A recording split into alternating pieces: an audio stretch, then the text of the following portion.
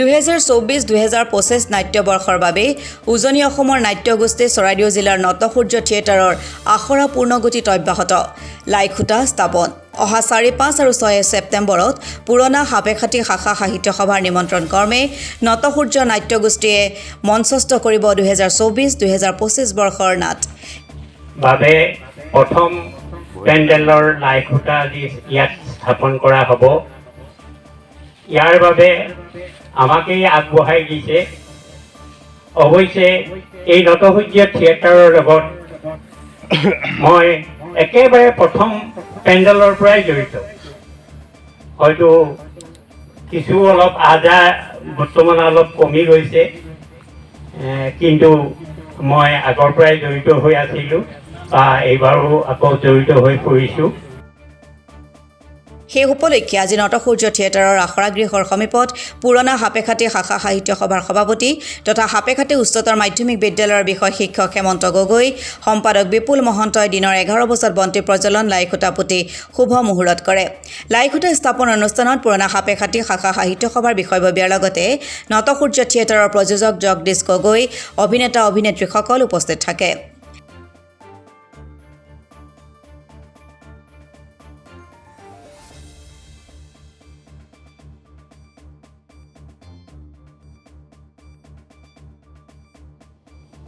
আপোনালোক সাংবাদিক বন্ধুসকলক ধন্যবাদ জ্ঞাপন কৰিছোঁ।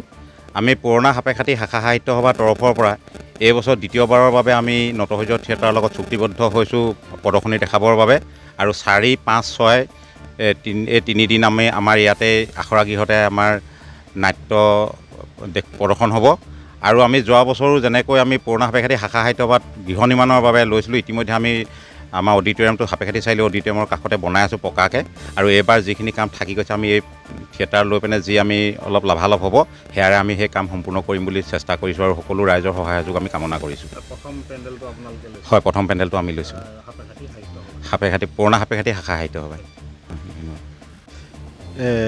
2024-25 নাট্যবৰ্ষৰ কাৰণে আমি লাইখুটা পুতি সাজু হৈছোঁ। সকলো শিল্পী একত্ৰিত হৈ 3খন নাটক লৈ ৰাইজৰ মৰম চেনেহ আশীৰ্বাদ লৈ আমি আগবাঢ়িছোঁ। গতিকে বছৰটো আমি ভাবিছোঁ আজিৰ দিনটোৰ পৰা আজি যেনেকৈ আমাৰ শিল্পীসকলে বহুত আনন্দৰে লাইখুটা স্থাপন কৰা হৈছে, সেই আনন্দৰে গোটেই বছৰটো আমি পাৰ কৰিম বুলি একবদ্ধ হৈছোঁ। আমি বোকা খেলিছোঁ, বিভিন্ন ইজনে সিজনৰ প্ৰতি থকা আন্তৰিকতা আজি প্ৰকাশ হৈছে। গতিকে এই আন্তৰিকতাই যাতে নটসূৰ্য পৰিয়ালক আগন্তুক দিনবোৰত এটা সবল টীম হিচাপে ঐক্যবদ্ধভাৱে ৰাখে, তাৰ কাৰণে মই নটৰাজৰ ওচৰত প্ৰাৰ্থনা জনাইছোঁ। আৰু 3খন নাটক হৈছে আমাৰ, এখন হৈছে ক্ষিতিশ বৰাদেৱৰ মুখা, বহুত ভাল নাটক। মুখাৰ আঁৰত বিভিন্ন মানুহ থাকে, তাৰ গতিকে তেনেকুৱা এটা বিষয়বস্তুক লৈ আছে। তাৰপৰা জিভা, আৰু এখন হৈছে জিভাখন হৈছে আমাৰ প্ৰদীপ শৰ্মাদেৱৰ, তাৰপৰা পুতুল ভূঞাদেৱৰ আছে, অভিশাপ নিদিবা দেউতা। এই 3খন নাটক লৈ আমি এই 2024-25 নাট্যবৰ্ষৰ বাবে আমি আগবাঢ়িম। গতিকে ৰাইজে ভাবিছোঁ ভাল পাব। নটসূৰ্যক যেনেকৈ আগতে আঁকোৱালি লৈছিলে ঠিক তেনেদৰে এই বৰ্ষটো আঁকোৱালি ল'ব। আৰু আমাৰ টীমটো অতি ভাল সুন্দৰ, খুব কম দিনৰ ভিতৰতে আমি 3খন নাটক শেষ কৰিবলৈ সক্ষম হৈছোঁ। তাৰ কাৰণে মই শিল্পীসকলকো ধন্যবাদ জনাইছোঁ।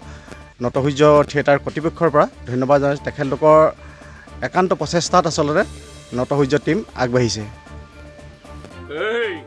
তই দেউতাক হবি নহয়? দেউতাক কাক কয় জানো? গোটেই দিনটো হাড় ভঙা পৰিশ্ৰম কৰি সন্ধিয়া ঘৰলৈ উভতি আহি ল'ৰা ছোৱালীৰ মুখত সামান্য হাঁহিটো দেখি সুখী হ'ব পৰাজনী হ'ল দেউতা। নিজে নাখাই ল'ৰা ছোৱালীক খুৱাব পৰাজনী হৈছে দেউতা। ল'ৰা ছোৱালীৰ কাৰণে গোটেই জীৱনটো উচৰ্গা কৰিব পৰাজনী হৈছে দেউতা। ল'ৰা ছোৱালীৰ বেমাৰ হলে গোটেই ৰাতি বুকুত সাৱটি ধৰি ওচৰত বহি থাকিব পৰাজনী হৈছে দেউতা। সকলোবোৰ ধুমুহা মূৰ পাতি লৈ ল'ৰা ছোৱালীক আশ্ৰয় দিব পৰাজনী হৈছে দেউতা। সেই দেউতাকৰ ত্যাগ কষ্টবোৰ যেতিয়া ল'ৰা ছোৱালীয়ে বুজি নাপায়, দেউতাকজনে মনত কষ্ট পোৱা কামবোৰ কৰি যাব। সেই দেউতাকজন মৰিও জীয়াই থাকিব। সেই দেউতাকজনৰ বুকুৰ পৰা কিছুমান হুমুনিয়া ওলাই আহিব আৰু যিমানেই হুমুনিয়া ওলাই আহিব সেই কুলাংগাৰ ল'ৰা ছোৱালীৰ গাত সিমানেই অভিশাপ লাগিব আৰু সেই অভিশাপত সেই ল'ৰা ছোৱালীবিলাক তিল তিলকৈ মৰি যাব অৱশেষত সিহঁতে ভুলবোৰ বুজি পাই দেউতাকৰ ভৰিত ধৰি কান্দি কান্দি কব অভিশাপ নিদিবা দেউতা